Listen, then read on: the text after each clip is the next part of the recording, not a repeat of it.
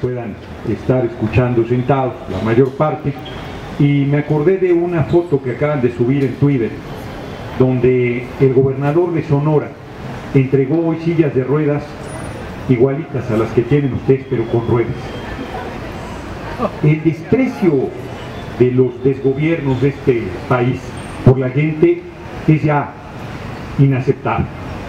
O sea, no tienen madre, la verdad es el término técnico preciso, porque ponerle ruedas a unas sillas como las que ustedes tienen y entregárselas a gente que necesita silla de ruedas es de una burla verdaderamente monumental.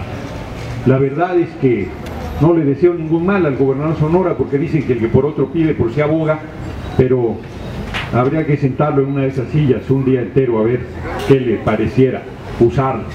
Verdaderamente infame el trato hacia la gente. En fin, entro en materia. Es si pierdes, pierdes, y si ganas, pierdes. Quieren que seamos sus comparsas. Quieren que cada que el pueblo elige por la izquierda no lo respeten. En 88 ganamos con Cárdenas la presidencia y se la robaron.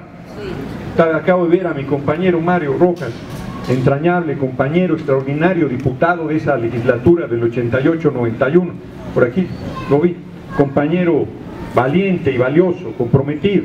Le tocó en esa época ser diputado surgido de ese movimiento.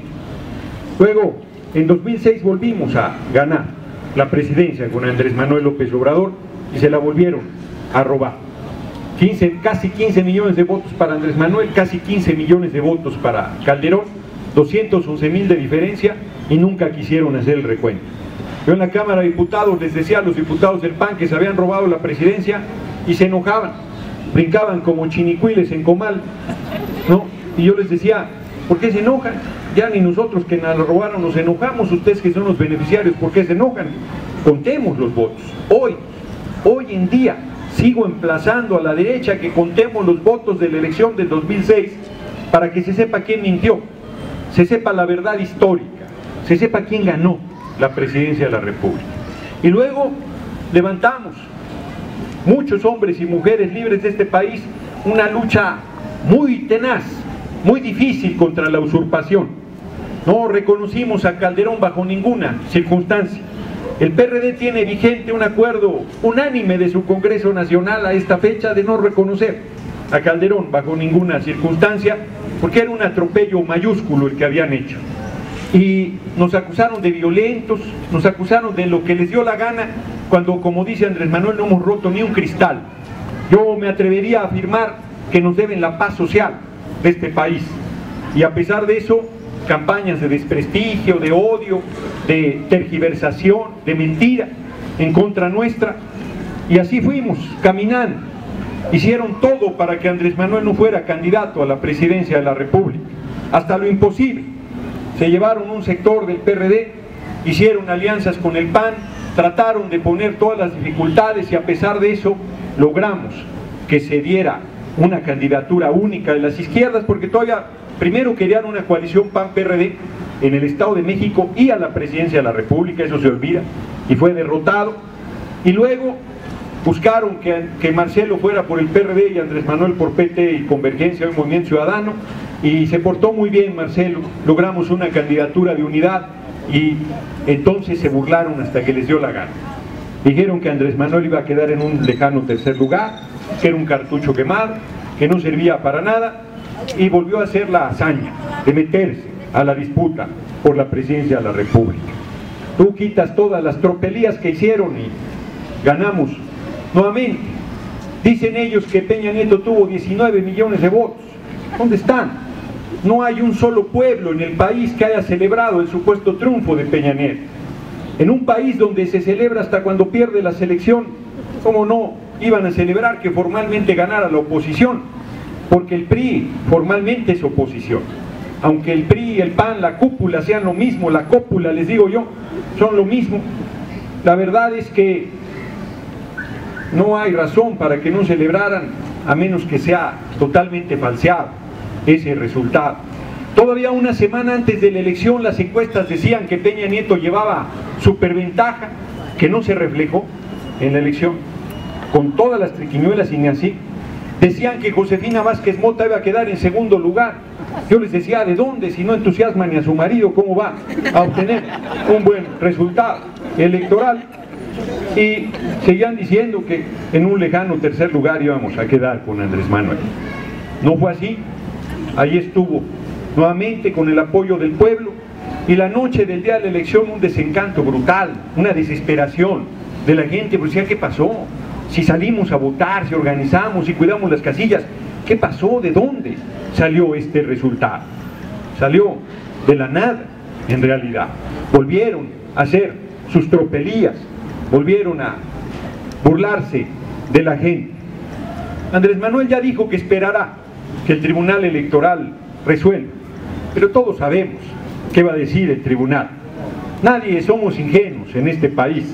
Sabemos que vivimos con instituciones corruptas, simuladoras, torcidas, que no respetan la responsabilidad que tienen.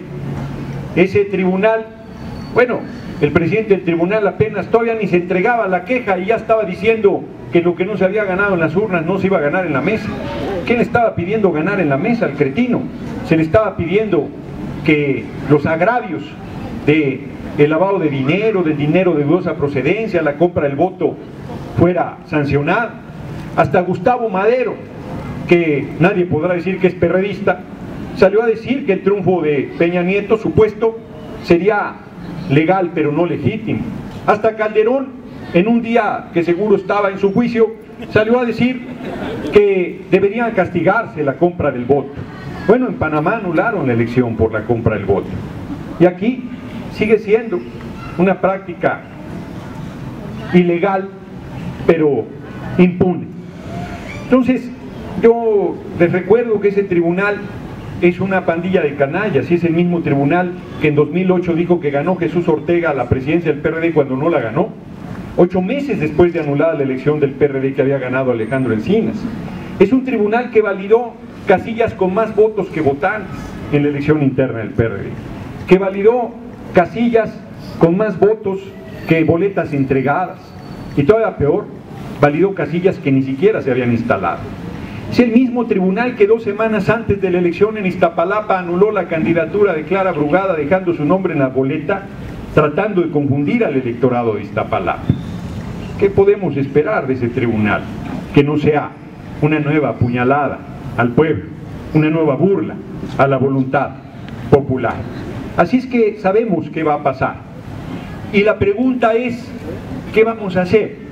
Entonces, si como todo indica, impone a Peña Nieto. Los jóvenes y el movimiento 132 en especial ha hecho un fenómeno singular. Yo no recuerdo en nuestro país un candidato a la presidencia, además formalmente de la oposición, que haya recibido un repudio tan grande durante la campaña.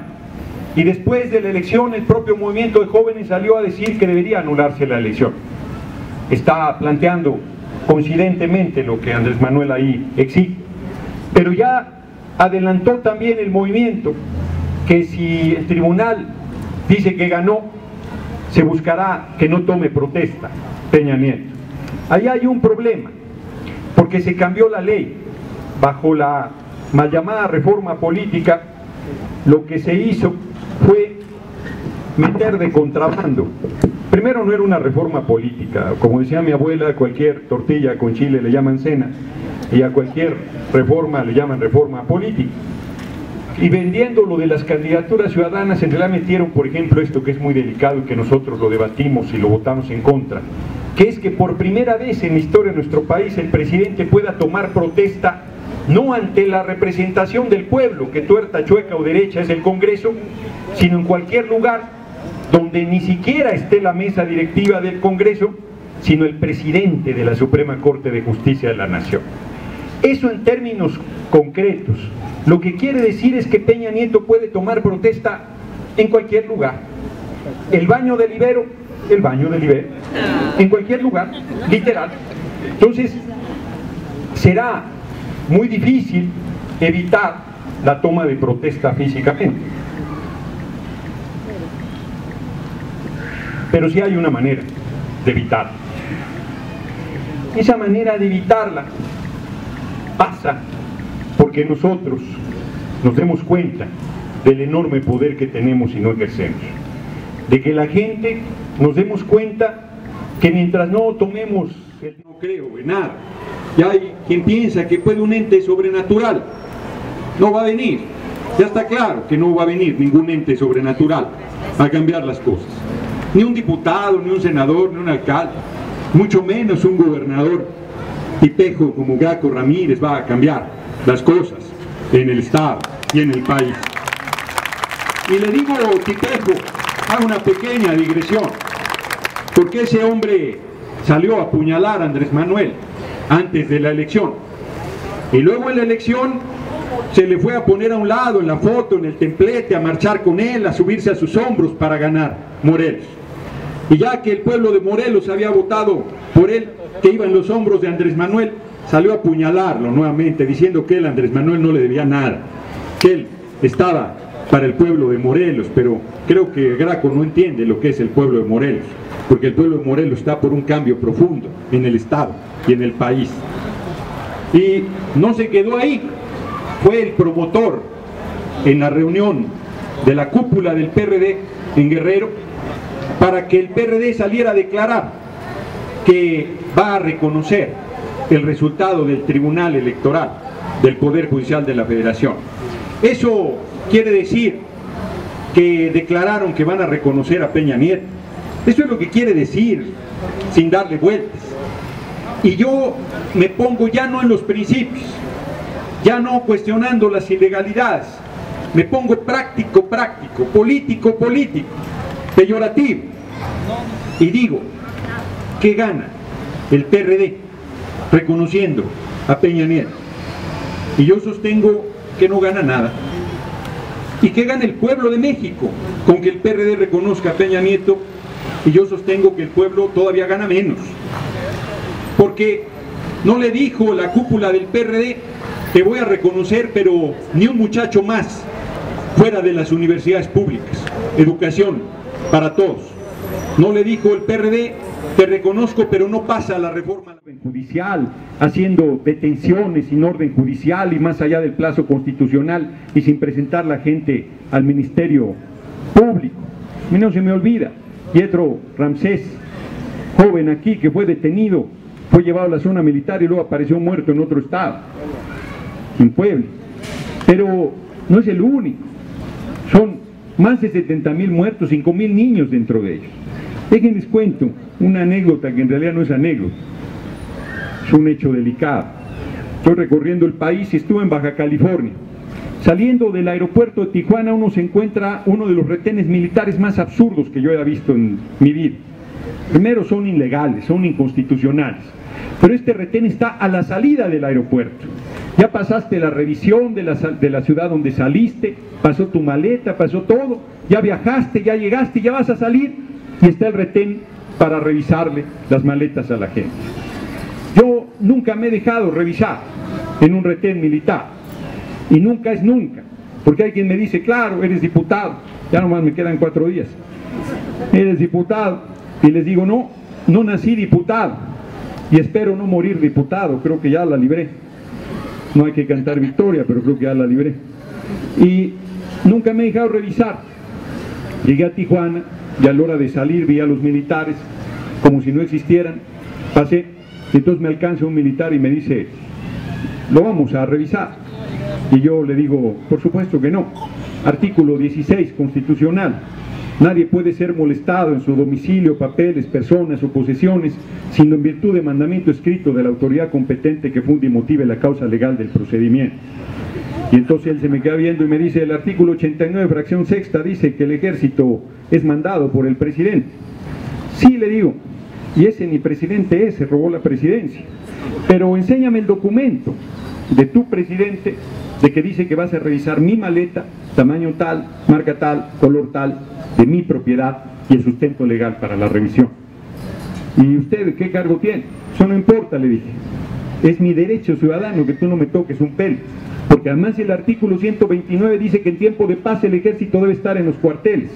Y el 29 dice que solo se pueden suspender derechos y garantías constitucionales a petición del Ejecutivo al Congreso, y ustedes no la han solicitado. Por lo tanto, no me puedes revisar. Y me dice, ¿qué tanto alega? Ya lo hubiera revisado, ya se hubiera ido.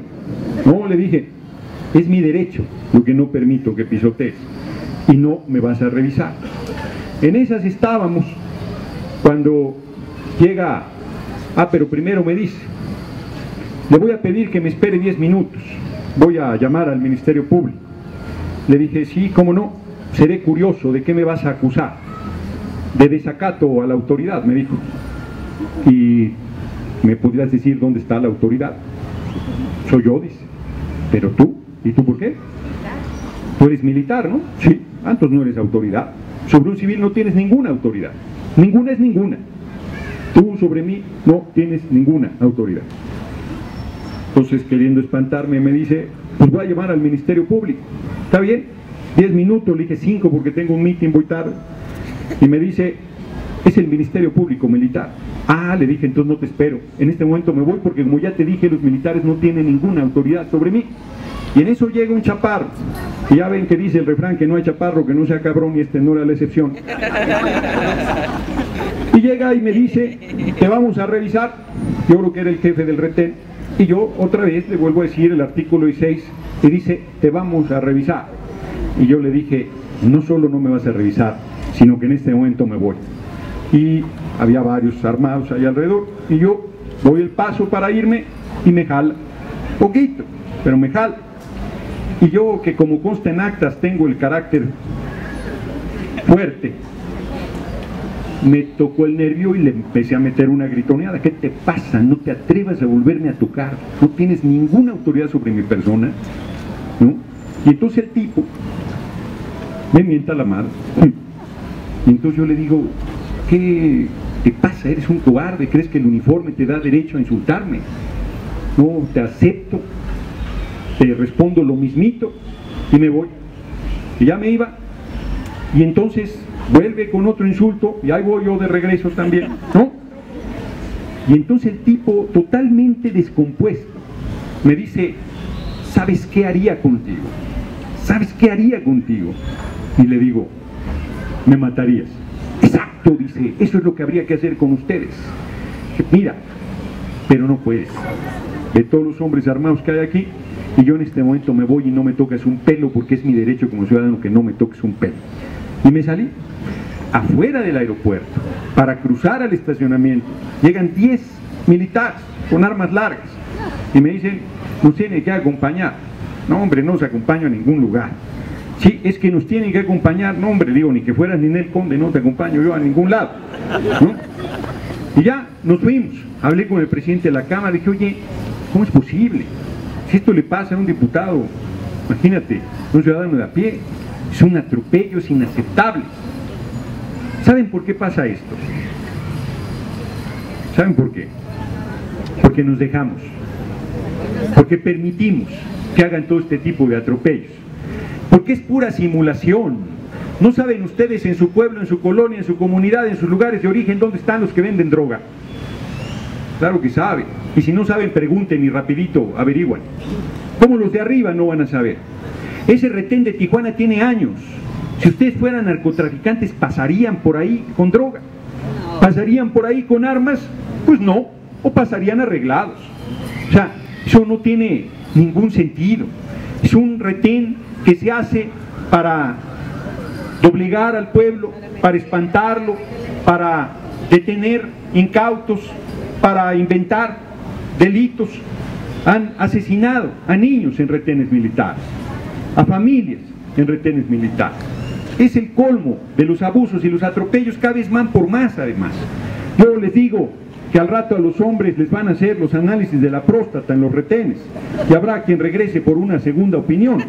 Es verdaderamente ya infame lo que vienen haciendo en esos lugares. Pero la cúpula está totalmente descompuesta, totalmente entregada. Yo finalizo mi comentario planteándoles que la tarea que viene por delante no es fácil, pero es la única posible, porque además yo no estoy de acuerdo de que nos esperemos ahora al 2018, no, a ver quién está vivo para entonces. No, este es el momento del cambio y la transformación, tenemos que empujar ahora, en esta condición. Tenemos que hacer que Peña Nieto se vaya, porque es inaceptable lo que está pasando y la manera en que quieren imponerlo. Yo termino con 3 ejemplos de la historia, revolucionarios y uno pacífico. Villa entró con 13 hombres armados a Chihuahua y con ese núcleo fue el inicio de la división más poderosa de la revolución, la división del norte. Díaz se veía inamovible. Todavía en octubre de 1910 estaban celebrando el centenario de la independencia. Porfirio Díaz era el héroe de la guerra contra la intervención francesa. Más de 30 años al frente de la presidencia. Inamovible se veía. Madero, tierras más grande del país. Cuando se da la separación, reitero, mediados del siglo XIX, Finlandia separó la Iglesia del Estado hace mes y medio. Francia, con todo y su Revolución Francesa, la separó en 1901. Argentina la separó en 1954 y al año siguiente hubo un golpe de Estado contra Perón en represalia por la separación de la Iglesia del Estado. Colombia en 1983. Aquí en México se hace la separación, todos eran creyentes, los liberales, Juárez, todos ellos eran creyentes. El único ateo era el nigromante.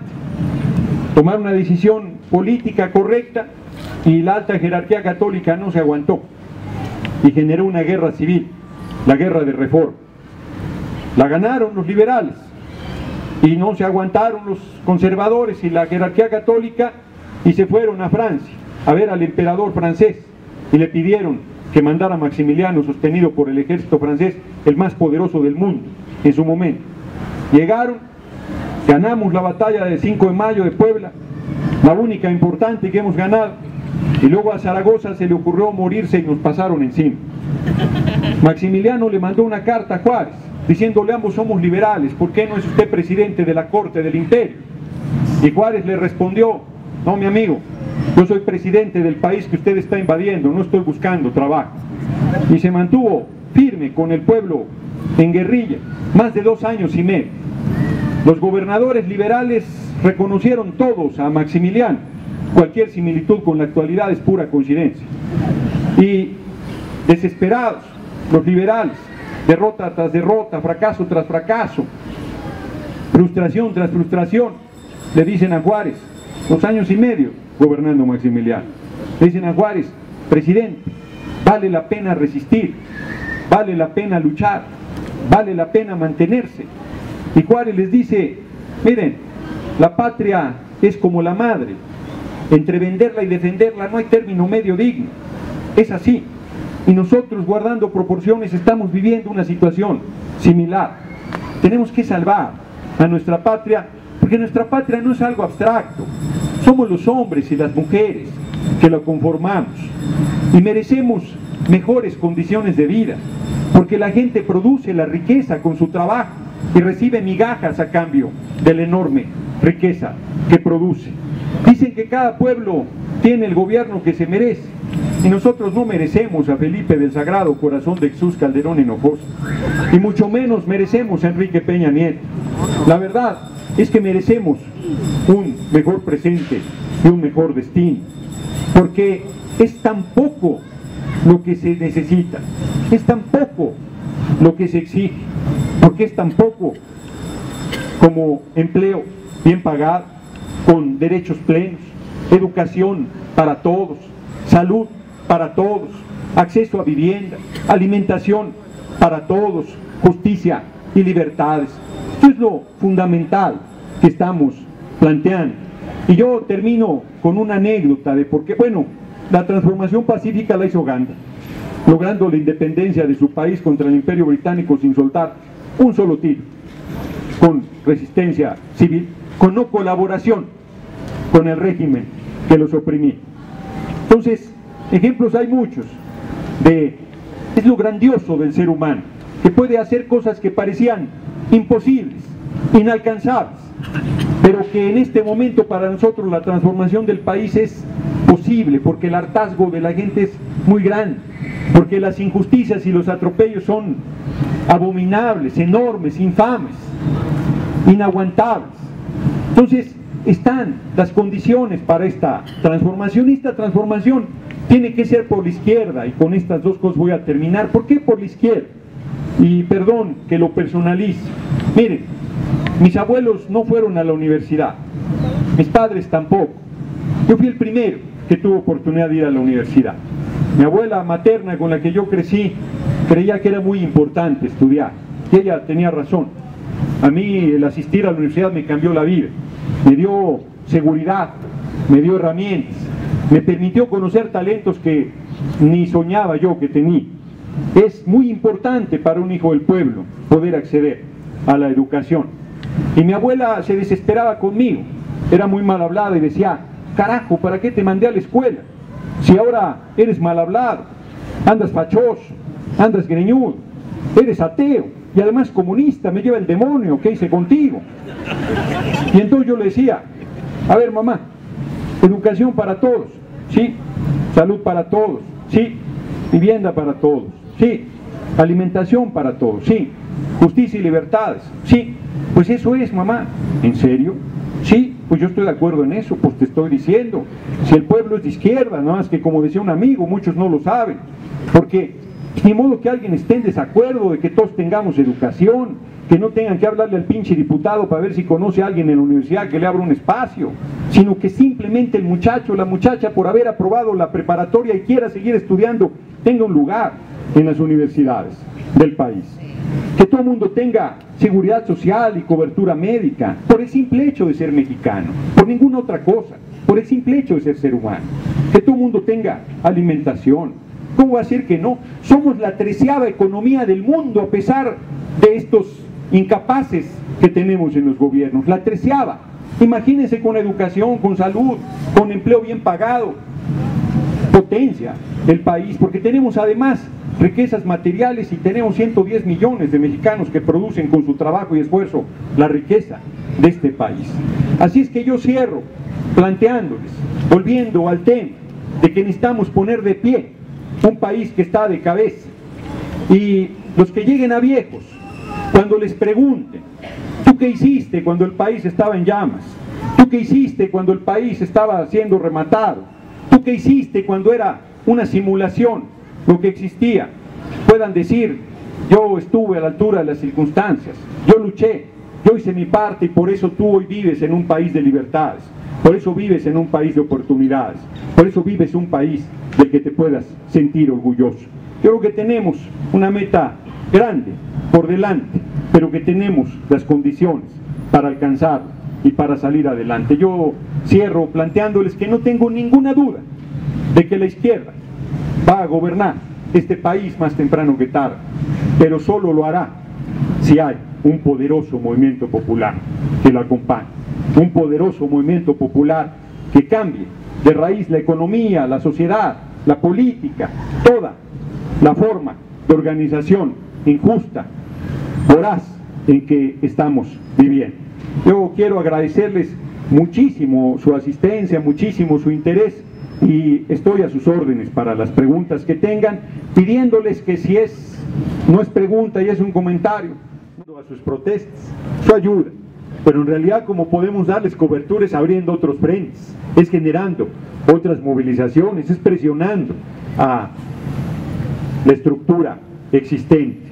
Entonces yo creo que Andrés Manuel, evidentemente, si el movimiento se va, si el movimiento se eleva, él va a estar con el movimiento, de modo que esté donde, él va a estar del lado del pueblo como lo ha estado siempre. Entonces me parece que ayudará que nosotros empujemos en este sentido, aunque si hay compañeros y compañeras que quieren esperar a que Andrés Manuel les diga que se pongan en movimiento, bueno, pues esperen. Algunos hemos decidido que tenemos que ayudar echando a andar las cosas. La pregunta de cómo se pueden afiliar al MIL, yo insistiría que va por delante el movimiento, y abrimos una página que estaba medio pedorra al principio, ahorita ya está mejor, que es www.miloficial.mx. De ahí pueden bajar las formas de afiliación. No veníamos preparados, aquí traemos unas poquitas, pero de ahí pueden bajar la forma de afiliación, ahí está el documento, ahí están los planteamientos, ahí está todo lo que estamos pensando al respecto, está a discusión todo, hasta el nombre, menos de que va a ser un partido de izquierda. Hay quien nos dice que, es más, les voy a decir qué me pasó ayer. Ayer iba a Tabasco a dar una plática y me encontré en el aeropuerto a una persona que ustedes le tienen gran estima, que se llama Manuel Espino. Y entonces me dice, le digo, otra, qué bien se vieron apoyando a Peña Nieto. No, es que él sí firmó los acuerdos que nosotros planteamos. No, le digo, le han hecho un daño brutal al país. Pero yo ando formando un nuevo partido. Me dice, es que sí hay que formar un nuevo partido, pero no, de izquierda. Le dije, de izquierda. No, eso de las ideologías ya está rebasado, nada. Nada. Es hoy más que nunca. La posición debe quedar muy claro qué es ser de izquierda, qué proponemos, qué planteamos para el pueblo, y eso la derecha no lo plantea nunca, no está en sus objetivos. Compañero viene a respaldar el planteamiento que yo les hago de una propuesta de cómo rebelarnos, que es no salir. De verdad, las cosas funcionan porque nosotros las hacemos funcionar. Si nosotros no colaboramos, no camina nada, pero nada es nada. O sea, no hay gobierno que pueda sostenerse sin la colaboración del pueblo. Simplemente no hay manera. Y lo que les comenta de la televisión, yo no lo comenté, pero ahora aprovecho. Miren, me lo creerán o no, pero yo llevo como 10 años de no ver televisión. Es muy dañina para la salud mental, la verdad. Yo sostengo que el día que López Dóriga hable bien de mí, me retiro de la política, porque ya metí yo las patas seguramente. O sea, porque todo tergiversan, todo mienten. Bueno, ayer Sergio Aguayo con Carmen Aristegui, cretino, decía que era una broma lo de mi manta, de tú permitirías que un borracho condujera tu auto. No, ¿verdad? Entonces, ¿por qué le permites conducir a un país? Qué broma ni qué nada. Yo he denunciado, confrontado, he hecho todo para evitar, para denunciar al gobierno de facto, entonces ninguna broma. Pero decía yo de la televisión, pongo un ejemplo de lo que es la televisión. Yo no la veo, pero venme a dar una acá, si quieres.